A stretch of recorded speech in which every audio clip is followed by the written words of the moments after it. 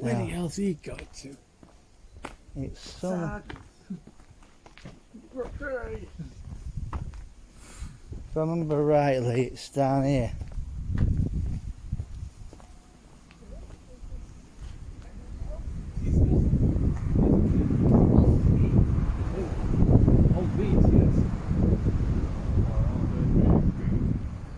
Oh no, there's Anne Rigby.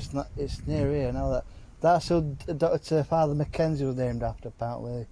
Dr. John Mackenzie.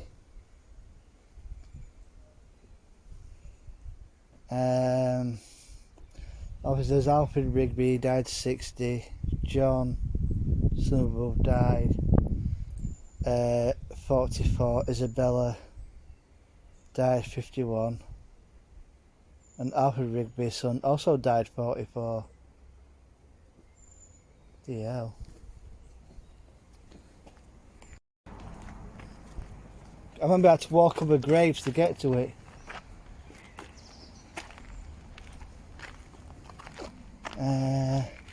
There's John Rigby. Ah, yes, here.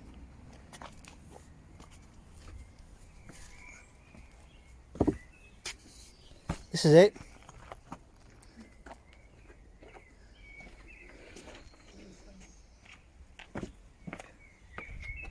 So you got John Rigby, departed this life, age 72, 1915. Francis, wife of the also Eleanor Rigby, beloved wife of Thomas Woods, who died 44. See, that's where I say she was buried along with a name, because she was married to Thomas Woods, but kept her surname, original surname. Well, this is the grave of Eleanor Rigby, which inspired the song. Apparently this is where the Quarrymen played the second gig of the day. They played first in the field at the side of the church, and then they did another gig here, and apparently Paul McCartney clocked them and offered to tune John Lennon's guitar, and before you know it, you know, pre-Ringo Beatles were kind of formulated. That's all I can remember. So it probably would have been Pete Best at the time, who was drummer. But there's one place I know we're still there, and that's the Casbah Coffee Jazz Bar, which was in the basement of Pete Best's mother's house, and there was a little stage there, and it all depends how far it is. If it's within distance, like not too far, we could check that mystery target out, but I'll have to look up to see if this Casbah thing is still in existence. Yeah, well, again, when we come here in December, there was a bit of snow about, but a lot of hardened ice on the footpaths. So it was walk with due care and attention.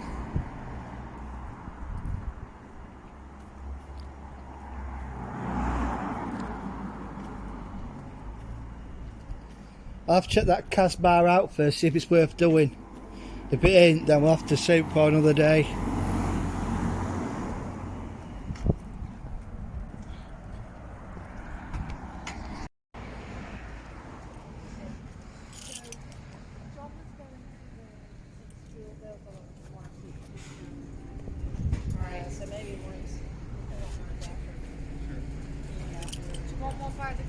Guys, can you just take a quick picture?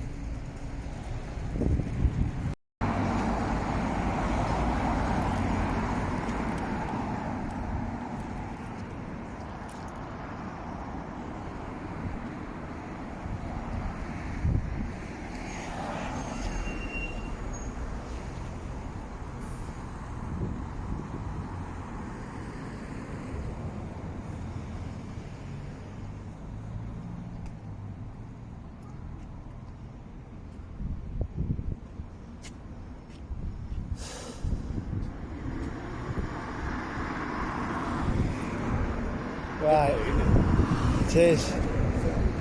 So you've got enough time, you can't just go everything in 1 week. No, you're right.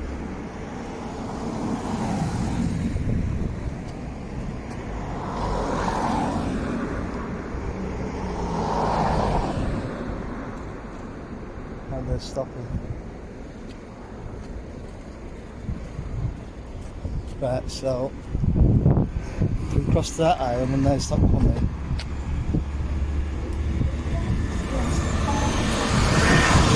Right, go. Here we go.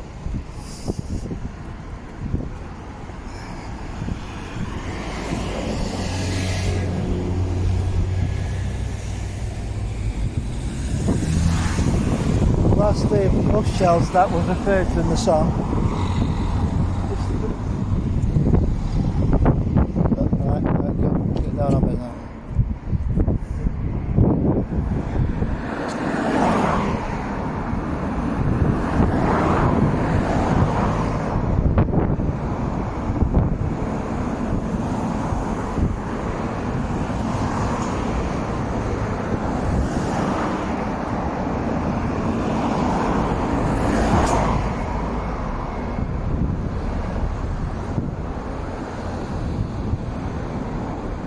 Oh.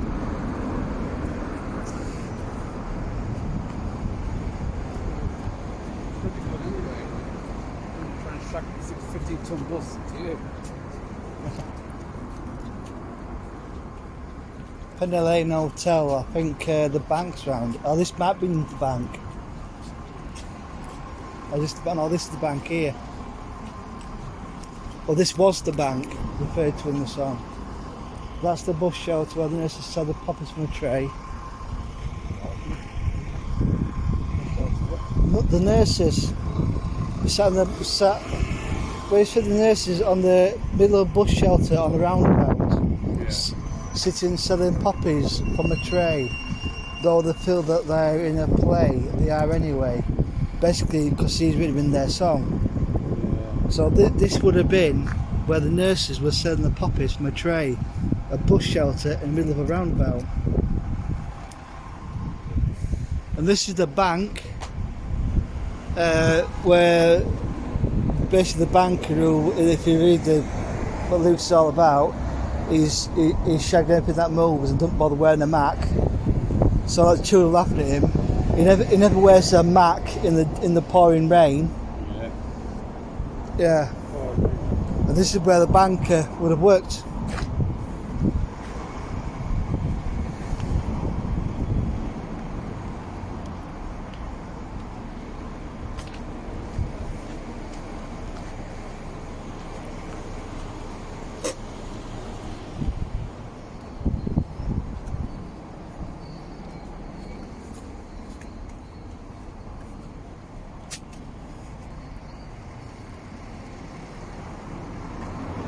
And this is the barber shop where Paul McCartney called in with James Corden, and where they had their haircuts done.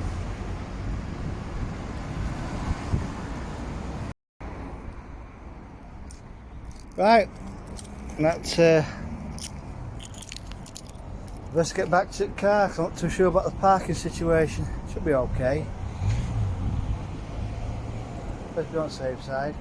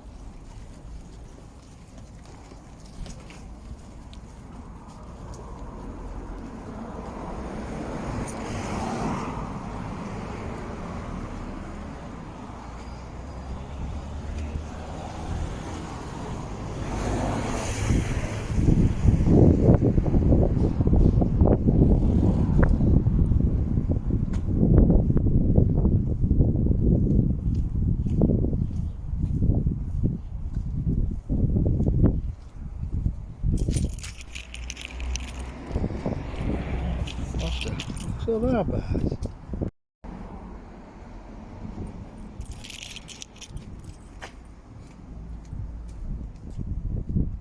Oh, it's a pub called the Doghouse.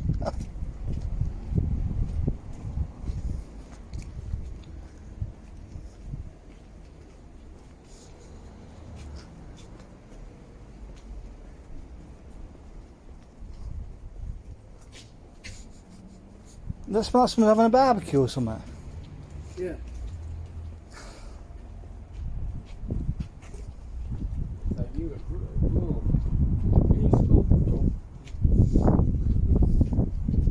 One thing I do remember, well, a couple of things I remember goal is one where I went arse over tit on them barricades. Well, went to that rather crap fireworks display. Yeah, and it wasn't just that. We got right at front. I wanted to piss, so I disappeared behind a tree. Had a piss. But by the time he went to go for a piss, there were people walking around with torches because they were trying to stop people having a piss. And what does anybody do? and then yeah, I don't know how the hell you got back to the front without pissing people off, because by the time you got back, it was about 20 deep. There wasn't anybody there when we got there. Then I went with Gusher one year. This is before they decided to restrict the numbers because it was just getting stupid. There were people parking all over. In fact, we ended up having to park about a mile away because there were combs out and ball ache. Stop in there. Yeah.